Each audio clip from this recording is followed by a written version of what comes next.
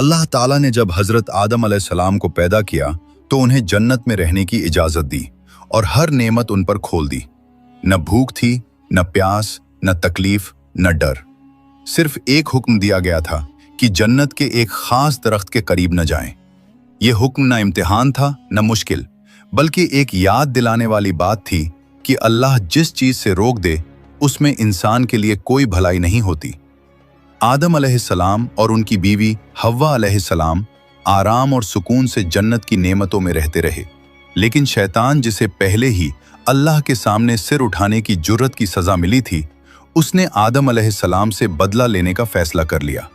वो चुपके से उनके पास आया और बड़ी चालाकी से बोला कि क्या मैं तुम्हें ऐसा दरख्त न बताऊं जो तुम्हें हमेशा की जिंदगी दे दे, ऐसा मुकाम जिसमें न कोई मौत हो न कोई कमी।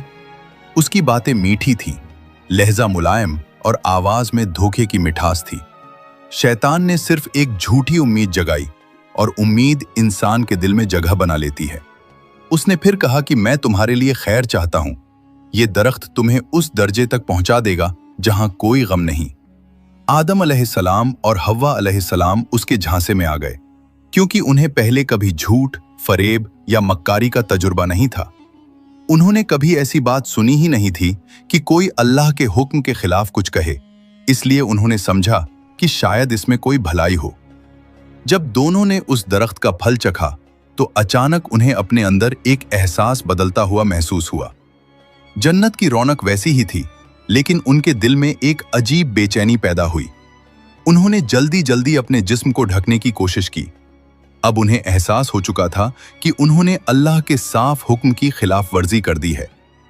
उसी वक्त अल्लाह ताला ने फरमाया कि क्या मैंने तुम्हें इस दरख्त के करीब जाने से नहीं रोका था? और क्या मैंने ये भी नहीं बताया था कि शैतान तुम्हारा खुला दुश्मन है? ये इल्जाम नहीं था, बल्कि एक रहमत भरी याद दिलाही थी, ताकि इंसान समझे कि अल्लाह का हुक्म केवल भलाई के लिए होता है। आदम अलैहिस्सलाम और हव्वा अलैहिस्सलाम दोनों ने शर्म और पछतावे से सर झुका लिया और दिल से कहा, ऐ हमारे रब, हमने अपनी जान पर जुल्म किया।